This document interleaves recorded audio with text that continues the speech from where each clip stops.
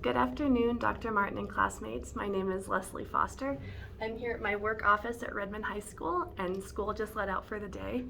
I am a graduate student at Grand Canyon University's College of Education, seeking a master's degree in secondary education, and today I will be recording the video portion of the Professional Dispositions assignment.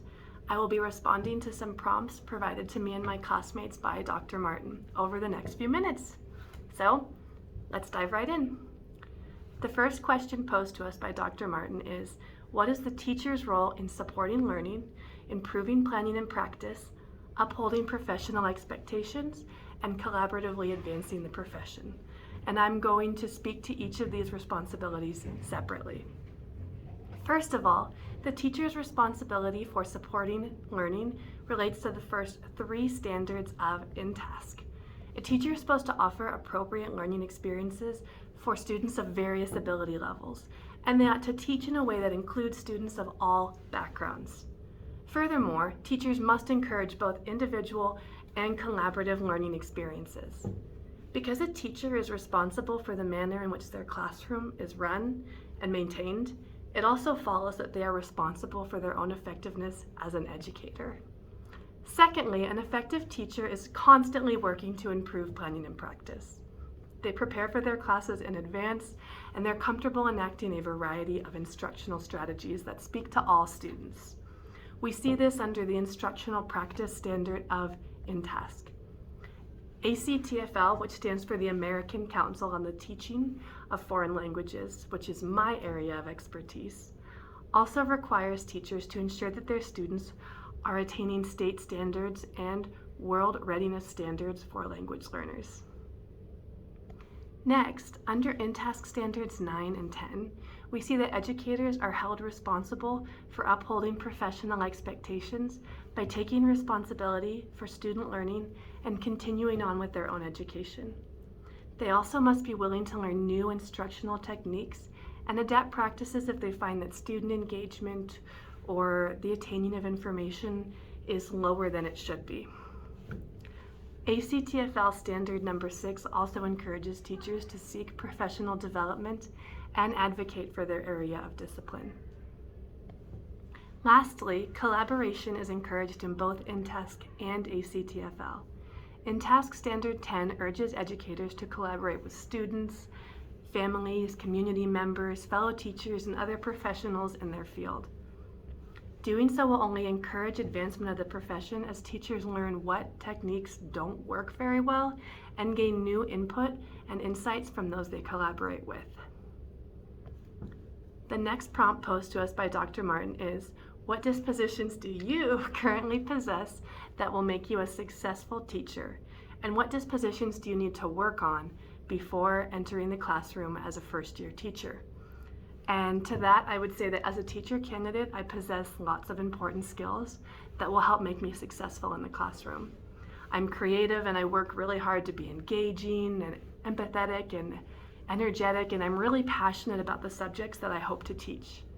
I could still improve my classroom management skills, and I also want to come up with a variety of unique assignments and assessments. The reason for this is that I really don't want my students to be in class doing worksheets all day. I want to come up with really distinctive ways to get them to interact with the material and to get them really excited about learning foreign languages or just learning in general. The third question posed to us from Dr. Martin is, what effect could personal biases have on teaching and learning? And according to the expectations of the profession, how should biases be taken into perspective? In response, I really understand that personal biases can taint teachers' perspectives of certain students.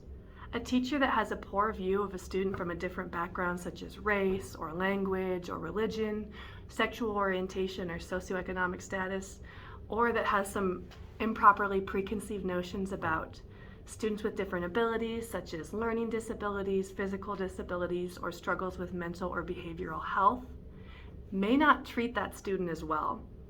Even if they're not directly harsh or unkind, it's possible that they may simply not be as dedicated with providing those students with the same amount of time and energy that they provide to their classmates.